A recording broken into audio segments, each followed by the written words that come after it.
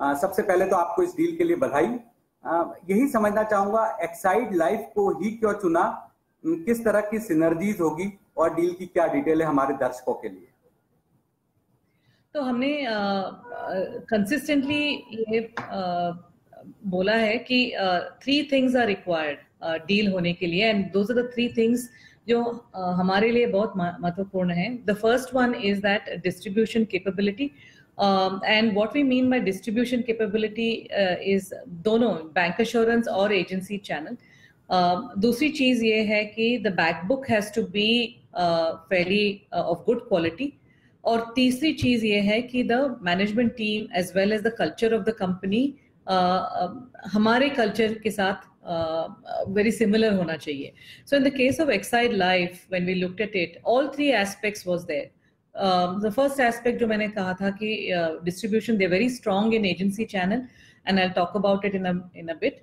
दूसरी चीज ये है कि उनका बैकबुक जो है और एम्बेडेड वैल्यू जो है, we have a good deal of comfort की this is of good quality.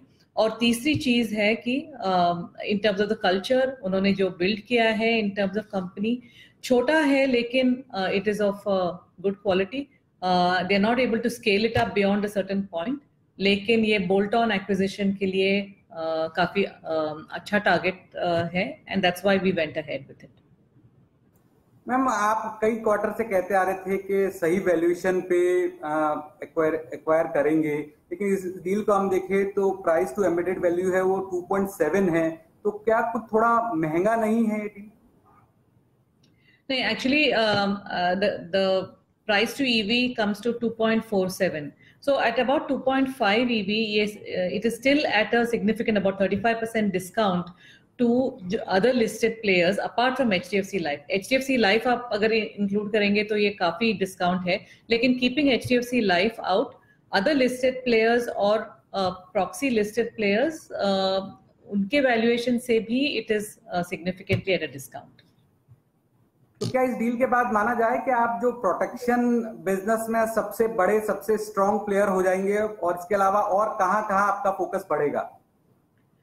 Absolutely. तो if you were to look at, अगर आप देखेंगे कि इन टाइप्स ऑफ प्रोडक्ट्स जो आपने बात किया था अभी कि in terms of protection, if you look at Exide Life, वो 11% उनका प्रोटेक्शन बिजनेस है, which is quite commendable for a small company. That is one. So we will continue. तो अलाइनमेंट है उनका प्रोडक्ट मिक्स, अगर आप देखोगे तो largely they sell participating products. Second is in terms of non-participating, and protection, like I mentioned, is 11% of the business. Unit linked उनका सिर्फ 5% है, तो 95% is traditional. So in terms of how we look at product mix, काफी मिलता जुलता है. So that will continue. And second aspect is in terms of their agency business, जो मैंने opening remarks में कहा था, and there they have close to about 37,000 agents. And also अगर आप देखेंगे merged entity में our agency channel will grow by about 40% between a number of agents as well as new business for the agency channel, that will grow by 40%. दूसरी एक चीज है in terms of agency channel is that they are very strong in tier 2 and 3 towns, and are often amongst the top 3 in some of these southern geographies. तो उधर भी हमको market leadership, हम when we join hands between what we have and they have built, will certainly be amongst the top 3 very consistently. तो ma'am, आप कह रही हैं कि एजेंसी बिजनेस जो है वो पूरी तरह से बदल जाएगा एचडीएफसी लाइफ का इस डील के बाद?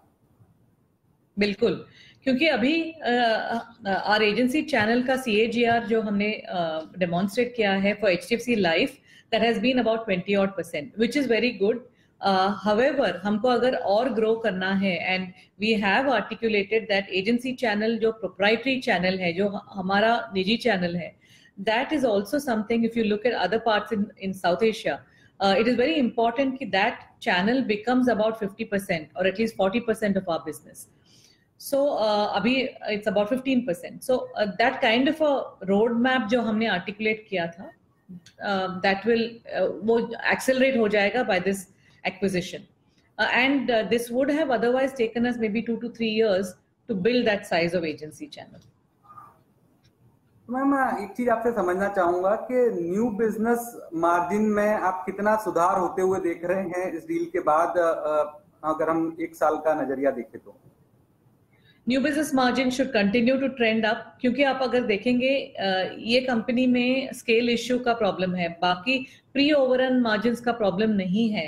एंड आप अगर देखेंगे like the product mix that I talked about, any company that is selling 11% protection, pre overrun margin का प्रॉब्लम है ही नहीं। It is just that fix cost जो है those are not getting defrayed because top line size का issue है.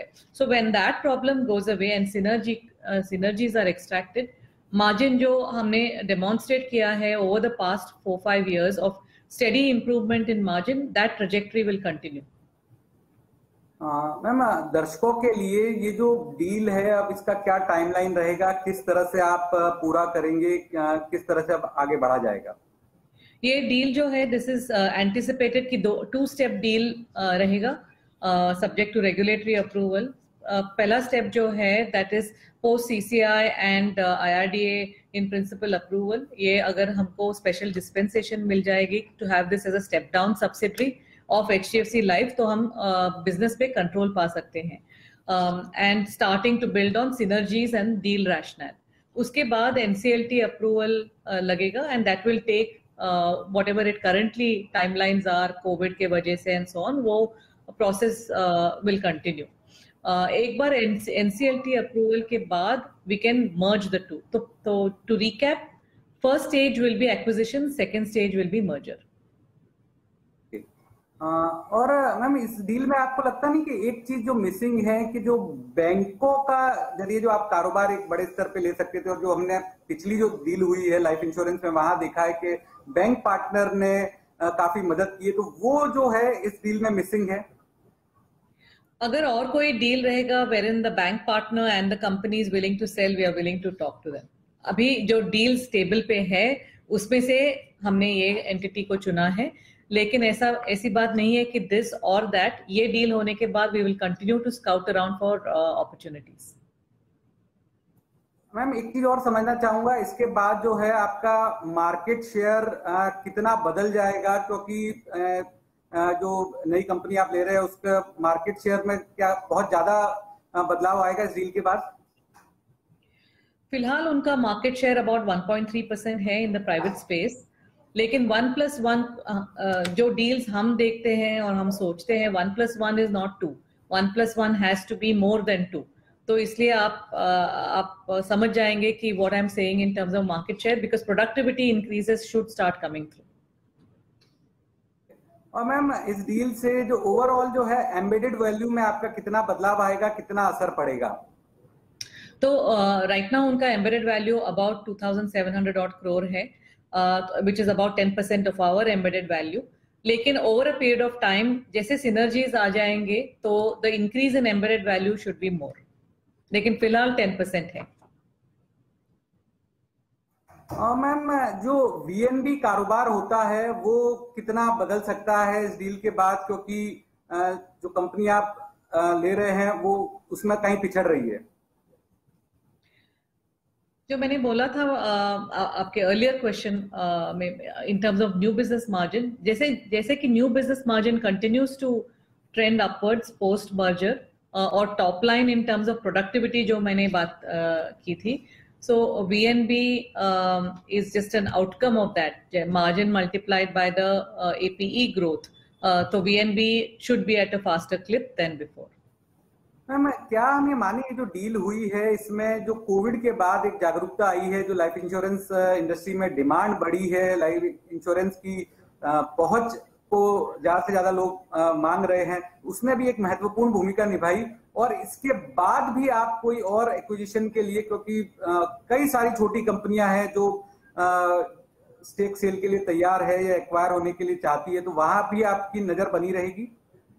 बिल्कुल, we will continue to evaluate opportunities, लेकिन जो 3 tenets मैंने आपको राइट एट द बिगिनिंग बताया था, they need to fall within the 3 tenets. All 3 tenets are important, and to recap, they have to have credible distribution, they have to have a good quality back book, and the DNAs of the company, the way the ethos of the company has to match with HDFC Life's ethos. हमसे बात करने के लिए बहुत बहुत शुक्रिया।